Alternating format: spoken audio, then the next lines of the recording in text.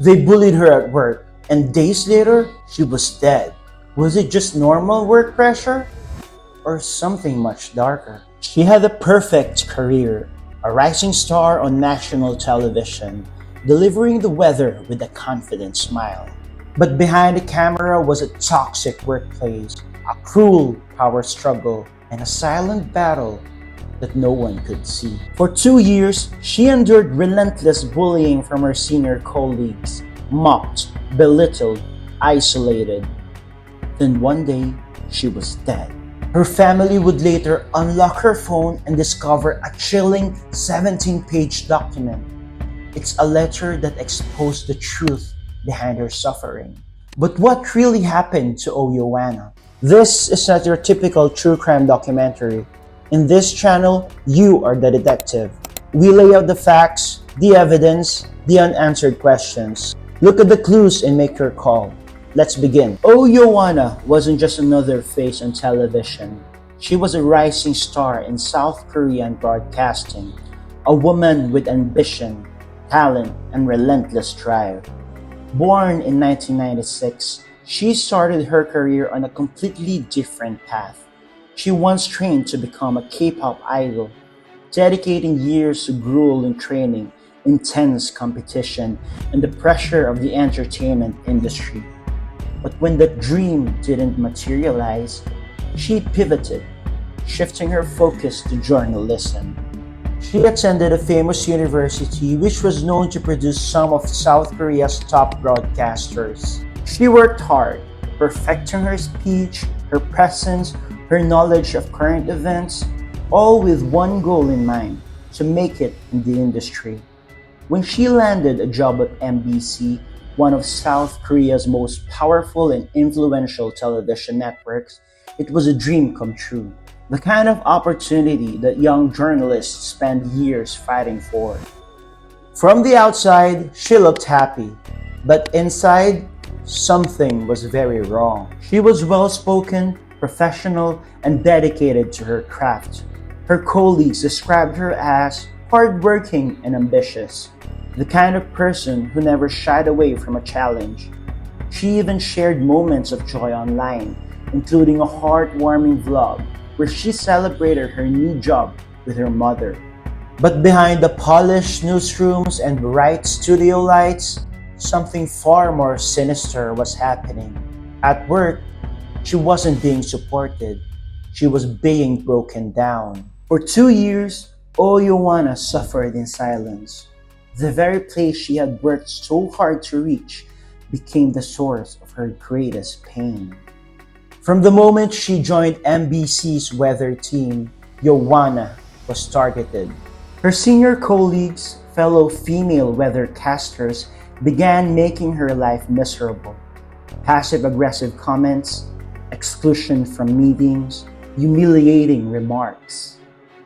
At first, it was subtle, but as time passed by, it became a calculated effort to destroy her confidence. They gave her impossible tasks and blamed her when she couldn't complete them. They called her back to the office after hours, demanding she work extra for no reason.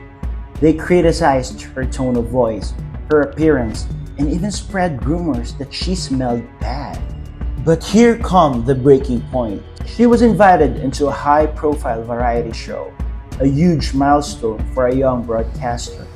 Instead of celebrating her success, her seniors turned on her completely. "Are you the only weathercaster here?" one of them messaged her. "Why didn't you just tell us you were going on the show?" Jealousy, power struggle, whatever their motivation was, things got even worse after that. Yoanna kept pushing through. She worked hard. She stayed professional. But in April 2022, she was diagnosed with a mental health problem. Her personal notes from that time revealed a chilling realization. "They treat me unfairly. They taunt me. Are they doing this on purpose?" By 2023, she couldn't take it anymore. She quit. This was supposed to be her dream job, but it had become a nightmare. And just a few months later, she was dead. In September 2024, news broke. Oh Yoanna had passed away, but no cause of death was announced. No details, no explanations, just silence. To the public, it seemed like yet another tragic loss in the fast-paced, high-pressure world of broadcasting. Another young talent gone too soon. But months later, the truth came out. Her family finally unlocked the phone and found it all. Inside, they found 17 pages, a deeply personal document detailing years of torment, mistreatment, and psychological abuse. Every word revealed a painful reality. She had been suffering in silence. And just like that, her death was no longer just a private tragedy. It became a national scandal. Her parents refused to stay quiet. They took action, filing a civil lawsuit against two senior weathercasters, the very people she accused of relentless bullying. But there are still questions that are left unanswered. Number 1, how did this happen?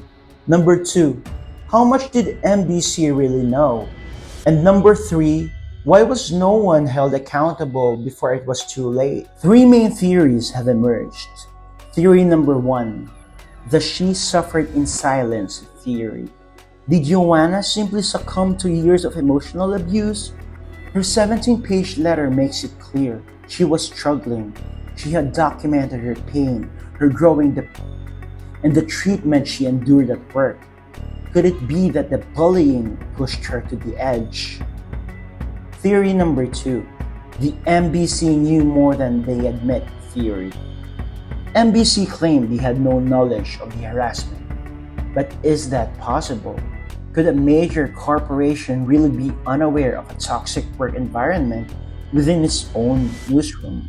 Did they turn a blind eye? Did Yoanna stay silent because she feared being blacklisted from the industry?